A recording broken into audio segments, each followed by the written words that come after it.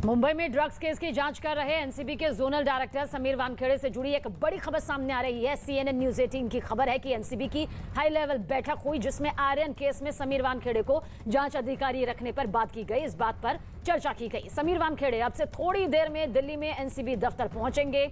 NCB के सूत्रों के हवाले से खबर है कि समीर वानखेड़े से आज किसी तरह की कोई पूछताछ नहीं होगी। हालांकि खबर है कि उनसे कल पूछताछ हो सकती है, जो संगीन गंभीर आरोप यहां पर लगे हैं।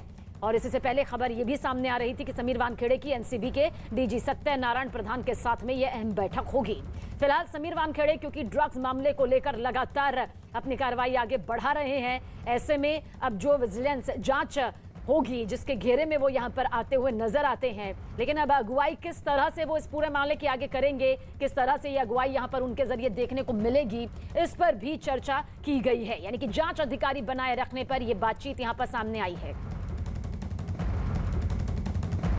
आई am ready to face anything. जो है हेडक्वार्टर या जो कोई भी, हम रेडी टू फेस एनीथिंग। बेबुनियाद है, ऑलरेडी कोर्ट्स में हम लोग कह चुके हैं। अभी इस बारे में कहना चाहूँगा। सर जी, आपका यहाँ जो विजिट है, क्या एनसीबी की बात जो कही उस आरोप पर आप क्या कहेंगे? सर पूरा मैनेजर है सर, अभी क्या ऑफिशियल मूवमेंट समन करा गया है या फिर आप यूपीएससी के बताया जा रहा है काम से आए हैं? मैं कोई दूसरे काम से आया हूँ, कोई समन्स नहीं है। Let me clarify. और हमारे सहयोगी आनंद तिवारी हमारे साथ बने हुए हैं। आनंद, इस पर तो सवाल उठने लाजमी थे कि जिस केस की वो अगुवाई कर रहे हैं, अगर समीर वानखेड़े इतने गंभीर संगीन आरोपों के चलते कटघरे में आते हैं तो क्या वो उसकी अगुवाई करेंगे या फिर नहीं करेंगे? फिलहाल ये जो चर्चा हुई है, जो बातचीत हुई है इस मुद्दे पर, इसे लेकर क्या कुछ अपडेट आपके पास और क्या तस्वीर इस पूरे मामले को लेकर आगे नजर आती है? देखिए सबीना, ये तो पहले दिन से ही साफ था कि विजिलेंस इंक्वायरी के बाद समीर वानखेड़े अपने पद पे रहेंगे या नहीं रहेंगे। कल ही न्यूज 18 इंडिया ने ये खबर ब्रेक करी थी। हमने डीडीजी जो एनआर है ज्ञानेश्वर सिंह, उनसे ऑन कैमरा हमने पूछा था कि क्या समीर वानखेड़े अपने पद पर रहेंगे। उन्होंने कहा कि अभी विजिलेंस जांच शुरू हुई है और वो किसी पद और किसी व्यक्ति पर कोई टिप्पणी नहीं करना चाहते हैं। लेकिन आज सुबह की सबसे बड़ी खबर जो हम आपको बता रहे हैं लगातार, कि आज समीर वानखेड़े से किसी तरह की कोई पूछताछ नहीं होगी। और मैं आपको थोड़ी तस्वीर दिखाता हूँ। देखिए, ये पूरा जो रास्ता है, यहीं से होते हुए समीर वानखेड़े की गाड़ी जो है वो एनसीबी हेडक्वार्टर जाएगी, जो महज कुछ ही मीटर की दूरी पर है। और ये पूरा बाहर का रोड है आरकेपुरम का। कुछ ही पल में कोशिश ये बताई जा रही है जानकारी, क्योंकि अभी उनका फोन वापस फिर से ऑन हुआ, उन्होंने फोन अपना स्विच ऑफ कर लिया था। तो कयास लगाया जा रहा है कि किसी वक्त समीर वानखेड़े यहाँ पर पहुंच सकते हैं और हम न्यूज 18 उनको यहाँ पर ट्रैक करने की कोशिश करेंगे, उनका पक्ष जानने की कोशिश करेंगे। मैं लगातार फोन पर बता रहे हैं कि वो एनसीबी एक ऑफिशियल टूर पर आए, एक रिव्यू मीटिंग में, और उन्हें कोई संबंध विजिलेंस टीम की तरफ से जारी नहीं हुआ है। और जो बड़ी खबर हम लगातार बता रहे हैं कि कल मुंबई दिल्ली से एक टीम जाएगी जिसमें 2 सुपरिटेंडेंट लेवल के अधिकारी होंगे और वो पूरे इस मामले की जांच को शुरू करेंगे। तो कयास लगाए जा रहे हैं कि समीर वानखेड़े से भी पूछताछ जो है वो कल होगी। तो आज कोई पूछताछ नहीं होगी, लेकिन पूछताछ की यह तस्वीर कल नजर आ सकती है। नवाब मलिक और समीर वानखेड़े के बीच जो घमासान चलता जा रहा है वो बढ़ता जा रहा है। और इसी कड़ी में महाराष्ट्र सरकार के कैबिनेट मंत्री नवाब मलिक ने आज एक प्रेस कॉन्फ्रेंस कर समीर वानखेड़े पर जमकर हमला बोला। नवाब मलिक ने दावा किया कि उन्हें एनसीबी के एक अधिकारी के जरिए खत मिला है, चिट्ठी मिली है और इसमें समीर वानखेड़े के खिलाफ 26 मामलों का जिक्र है। नवाब मलिक के मुताबिक वो ये चिट्ठी एनसीबी के डीजी को भेजेंगे और चिट्ठी की जांच होनी चाहिए, ये मांग उनके जरिए की गई है। इससे पहले आज सुबह नवाब मलिक ने ट्वीट कर दावा किया था कि जल्द ही वो स्पेशल 26 जारी करने वाले हैं। नवाब मलिक का आरोप है कि क्रूज ड्रग्स केस में करीब 1000 करोड़ की वसूली की गई और ये वसूली मालदीव में हुई। यही नहीं, उन्होंने ये भी कहा कि समीर वानखेड़े के पिता की शादी 75-76 में हुई थी, उन्होंने गलत फायदे उठाए हैं।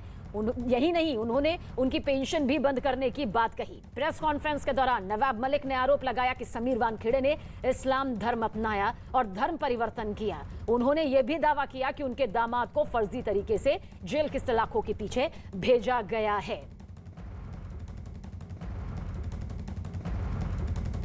आज हमने अपने ट्विटर पे एक खत जो मुझे प्राप्त हुआ है, वो खत किसी एनसीबी के दफ्तर के एक अधिकारी ने अपना नाम गुप्त रखने की शर्त पे वो खत मुझे भेजा है। उस खत को मुझे मिले हुए 2 दिन हो गए। जब मैं जा रहा था परभनी के लिए, उसी दिन खत हमें प्राप्त हुआ था उस खत की प्रति महाराष्ट्र के मुख्यमंत्री जी को भी दी गई है, उन लोगों की तरफ से गृह मंत्री जी को भी दी गई है, महाराष्ट्र के डीजी को दी गई है और अन्य कांग्रेस के अध्यक्ष और पूर्व अध्यक्ष को भी मार्क है वो खत।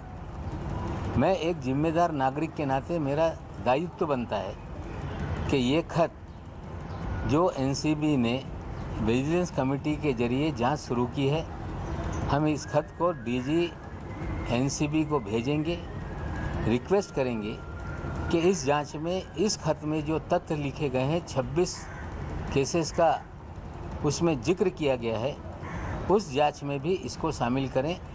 ये हम अपनी मांग उनके सामने रखेंगे। पिछले 35 साल में एनसीबी ने देश में बहुत अच्छा काम किया। जोनल यूनिट महाराष्ट्र का मुंबई शहर में है, गोवा का उसका जोन है। कभी भी इस संस्था पे कोई सवाल किसी ने खड़े नहीं किए, लेकिन एक व्यक्ति जो फर्जीवाड़ा करके सरकारी नौकरी में जगह हासिल करता है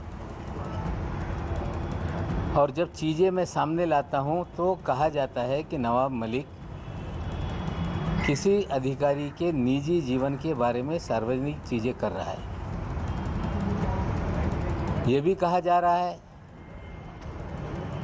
कि पति पत्नी बाप बहन इन सभी लोगों को बीच में घसीटा जा रहा है।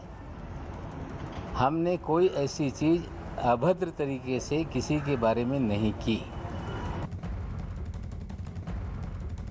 और हमारे सहयोगी विवेक गुप्ता, आशीष सिंह हमारे साथ बने हुए हैं। सबसे पहले आशीष, आपकी तरफ रुख करेंगे। देखिए, ये पूरा मामला जिस तरह से आगे बढ़ता जा रहा है, हम इसको देख रहे हैं कि ड्रग्स के चक्रव्यूह से हटते हुए ये किस तरह से सियासी चक्रव्यूह में फंस रहा है। लेकिन इस बीच जमानत को लेकर भी देखिए नजरें टिकी हुई हैं कि आखिर क्या कुछ आज इसे लेकर तस्वीर नजर आती है।